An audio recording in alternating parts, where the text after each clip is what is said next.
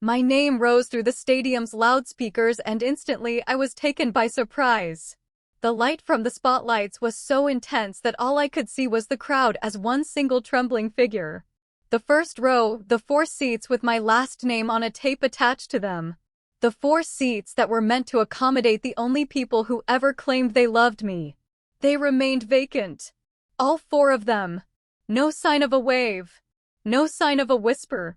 Not even the faintest trace of a shadow. The rest of the audience was going wild, screaming, clapping, and crying as their children were on the stage. I passed through silence that was so thick it felt like choking. I made a brief, small, and cracked smile and then moved on. After 7 months, my tech startup was featured in the LA Times. A millionaire overnight. Patent granted. Funds assured.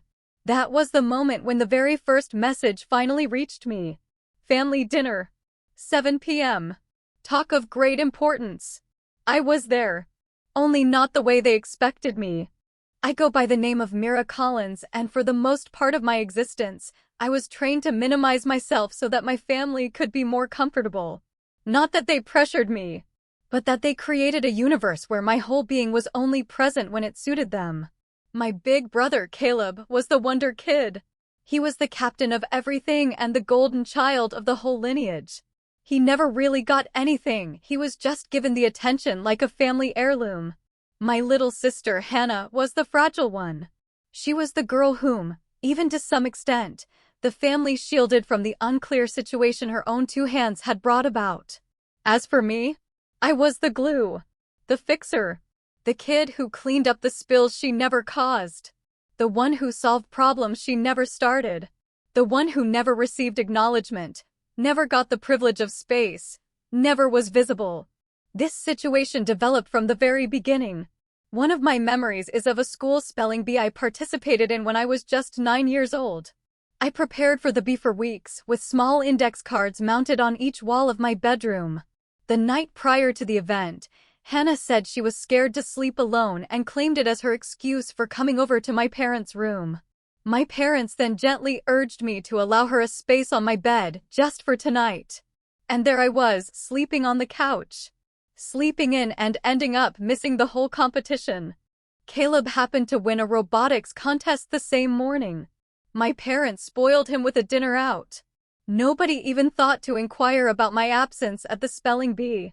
Mom simply remarked, "Mira adapts. She always does." The closer I got to adulthood, the more the symmetry became apparent. It was just like that year that I made enough money from babysitting to get the coding course I longed for. Just before I opened the package, Dad asked me for that money so he could assist Caleb with unexpected costs for the engineering club project. "You are clever," he remarked. "You will find another way."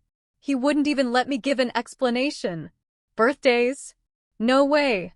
One time, I made my own cake because everyone thought someone else would do it. Caleb came in after the party started with a box of ready-made cupcakes.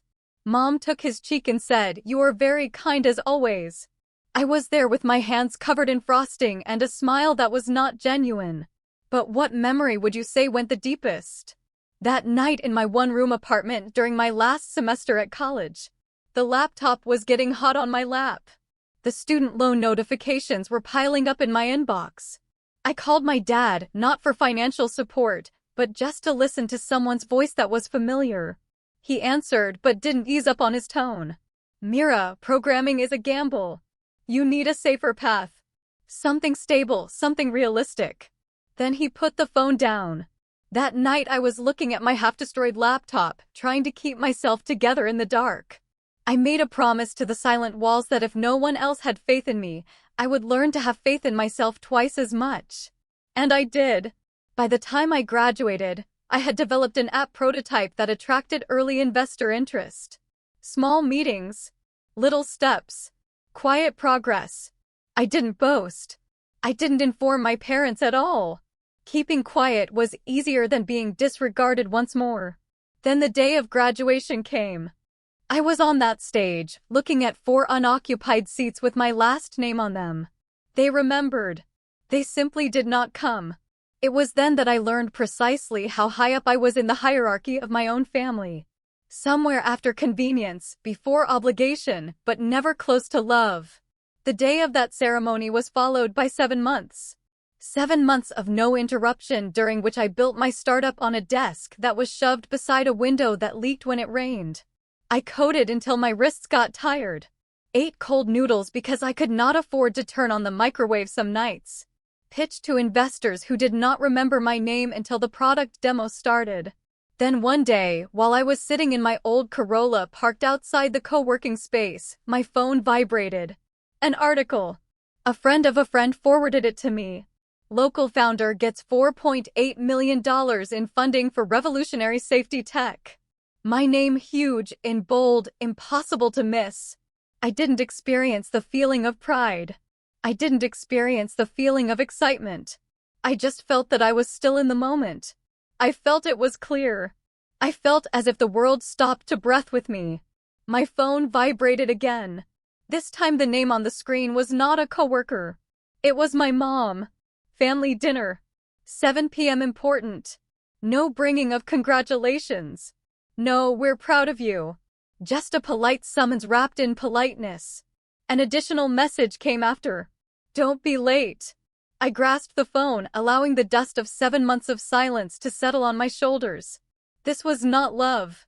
This was not support. It was necessity. Rarely was such a thing needed by them. I texted. See you there. Then I put the phone down face and let the engine run until the sun went down. Home was not my destination. Not, at least, for the time being. Rather, I went to my office. It was simply a rented room with dim lights and an air conditioning unit that refused to cooperate. When I got inside, I put down my worn-out laptop bag.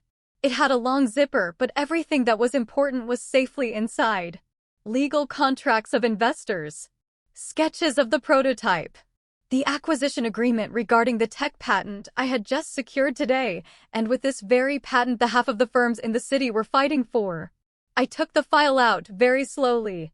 The turning of each page was reminiscent of a shard of my spine returning to its place. They wanted this. They had suddenly remembered me for this reason. Control. Advantage. A quick way. With a light tap, I shut the folder. The noise resembled the sound of a door locking. I entered the driveway of my parents' house at 7:02.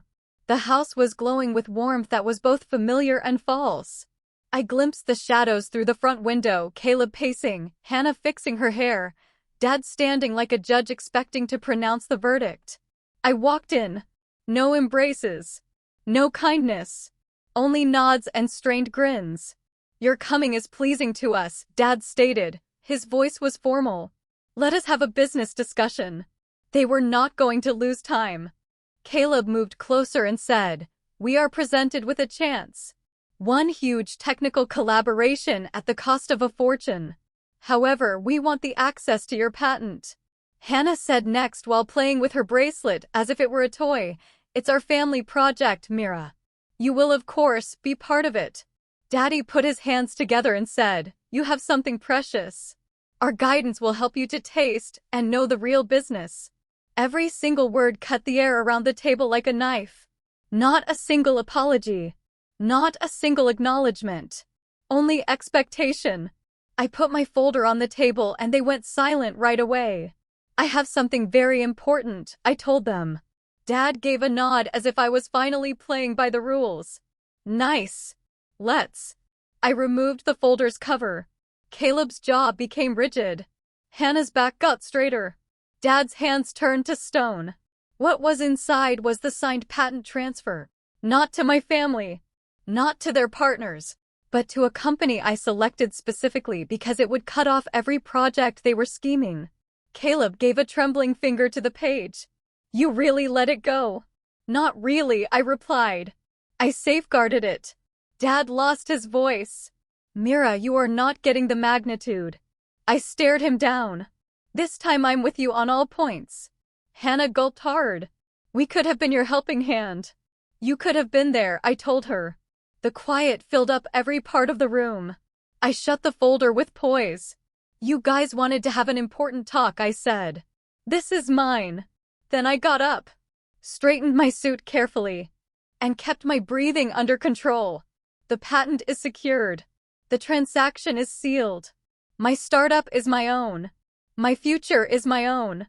I'm not your afterthought anymore. Nobody moved. Not even a slightest twitch. I just walked out. My boots were soft on the floor of the hallway, which I used to sneak across as a child. The cold and honest air outside bit my skin. My car, just like me, was scratched, loyal and unapologetic, waiting for me. I got inside the car, put on my seatbelt, and breathed out slowly. I could see the shadows of the people in the dining room through the glass. They were now very small. So small that they could not get to me anymore. My cell phone vibrated. It was a text message from my mother. "We have made mistakes. Please don't shut us out." I did not read it. But I did not erase it too. I just turned the device over so that its screen faced the table. The luminous city was my guide on the way to my house, over the roads where I would once roam unaccompanied. Over the past that was no longer painful. Over the many selves that had once lived and implored to be noticed. After I got to my place, which was a new, beautiful loft infusing the environment with the scent of fresh starts, I put the folder on the counter. The corners reflected the light and made a thin shadow, which was like a timeline of all the years of silence. I stepped over to the windows and looked at the city that at last was a place of opportunity instead of punishment. For the first time, I have not experienced the feeling of being small. The feeling I had was one of being accurate. Exact. Sufficient. I put my hand on the window and quietly spoke the truth which I had taken years to learn. Silence does not cause pain. Patience does. I was done waiting tonight. If you have ever made yourself new again from the silence that took your place, let me know where you are reading from. There are tales which do not start with passion. Some begin the moment we choose to live apart.